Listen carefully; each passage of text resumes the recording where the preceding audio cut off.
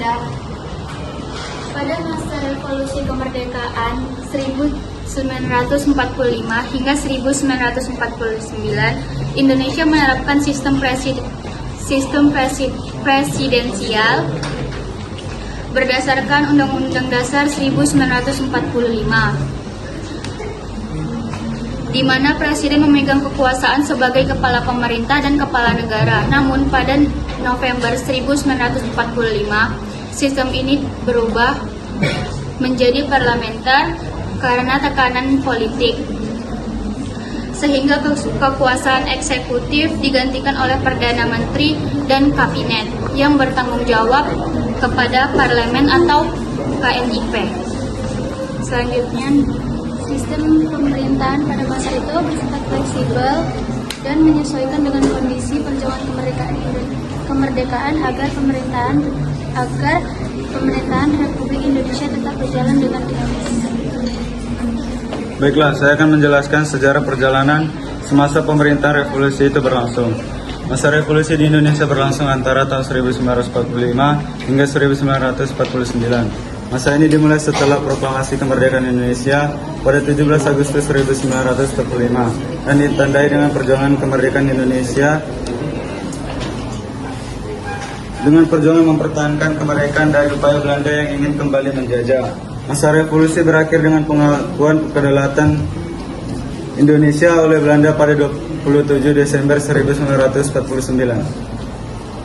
Berikut adalah ciri-ciri masa revolusi. Terjadinya perjuangan fisik dan diplomasi bangsa Indonesia berjuang mempertahankan kemerdekaan melalui perang fisik melawan pasukan Belanda dan sekutu.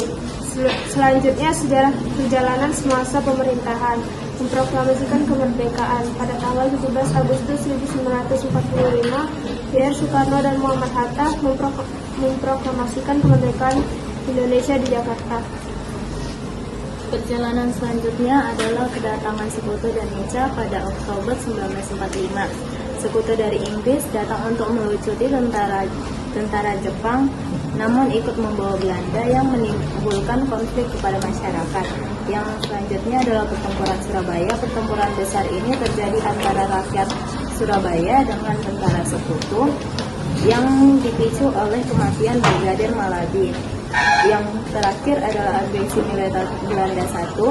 Belanda melancarkan serangan militer terhadap rakyat Republik Indonesia dengan alasan mempertahankan keamanan dan ketertiban.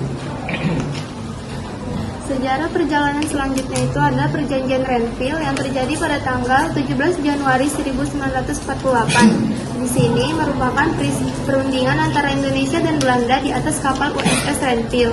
Selanjutnya itu ada agresi militer Belanda II, di mana Belanda menyerang Yogyakarta yang merupakan ibu kota Republik Indonesia saat itu dan menangkap tokoh-tokoh seperti Soekarno, Hatta, dan tokoh-tokoh lainnya.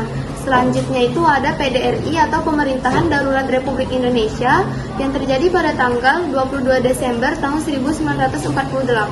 Peristiwanya untuk meneruskan pemerintahan Republik Indonesia selama para pemimpin dilawan oleh Belanda. Berikutnya serangan umum terjadi pada tanggal 1 Maret 1949. Peristiwa ini, serangan mendadak TNI yang ke Jakarta yang dipimpin oleh Letko Soeharto untuk menunjukkan Indonesia masih ada dan aktif. Selanjutnya, pengakuan kedaulatan terjadi pada tanggal 27 Desember 1949. Peristiwa ini Belanda secara resmi mengakui kedaulatan Indonesia melalui Konferensi Meja Bundar dan Republik Indonesia Serikat. Pada masa revolusi tahun 1945 sampai tahun 1949, Presiden Republik Indonesia adalah Insinyur Soekarno yang menjabat sebagai Presiden pertama Indonesia sejak proklamasi kemerdekaan Indonesia pada tahun 17 Agustus 1945.